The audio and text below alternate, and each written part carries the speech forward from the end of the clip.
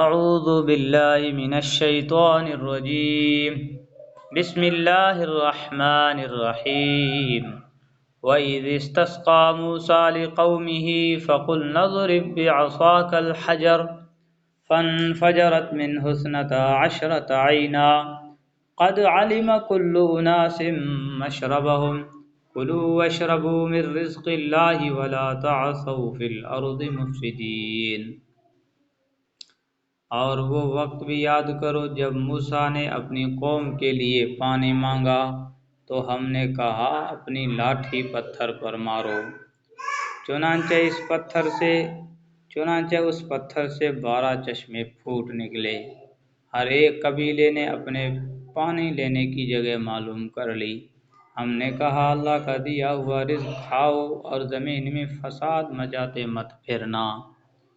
یہ واقعہ بھی اس وقت کا ہے جب بنی اسرائیل میدان تی صحرائے سینا میں محصور تھے۔ وہاں پانی کا کوئی چشمہ نہیں تھا۔ اللہ تعالیٰ نے ایک معجزہ کے طور پر 12 چشمے پیدا فرما دیے۔ حضرت یعقوب اسرائیل علیہ السلام کے 12 بیٹے تھے۔ حضرت یعقوب کا اسرائیل نام بھی تھا۔ تو اسرائیل علیہ السلام یعنی یعقوب علیہ السلام کے 12 بیٹے تھے۔ ہر بیٹے کی اولاد ایک مستقل قبیلہ بن گئی اور اس طرح بنی اسرائیل 12 قبیلوں میں تقسیم ہو گئے۔ اللہ تعالیٰ نے ہر قبیلے کے لیے الگ چشمہ جاری فرما دیا تاکہ کوئی الجھن پیش نہ آئے۔ وَإِذْ قُلْتُمْ يَا مُوسَىٰ لَن نَّصْبِرَ عَلَىٰ طَعَامٍ وَاحِدٍ فَادْعُ لَنَا رَبَّكَ يُخْرِجْ لَنَا مِمَّا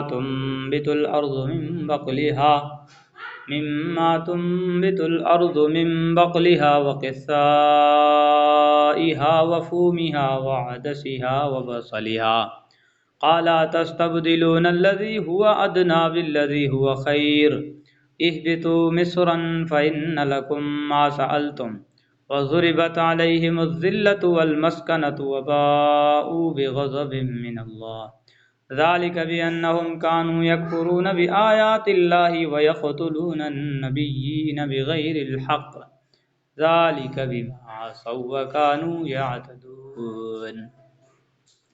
اور وہ وقت بھی یاد کرو جب تم نے کہا تھا کہ اے موسیٰ ہم ایک ہی کھانے پر صبر نہیں کر سکتے، لہذا اپنے پروردگار سے مانگیے کہ وہ ہمارے لیے کچھ وہ چیزیں پیدا کرے جو زمین اگایا کرتی ہے، یعنی زمین کی ترکاریاں، اس کی ککڑیاں، اس کی گندم، اس کی دالیں، اس کی پیاز۔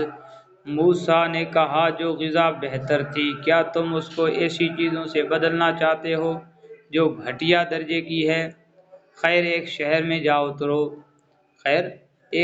میں جا اترو تو وہاں تمہیں وہ چیزیں مل جائیں گی جو تم نے مانگی ہے۔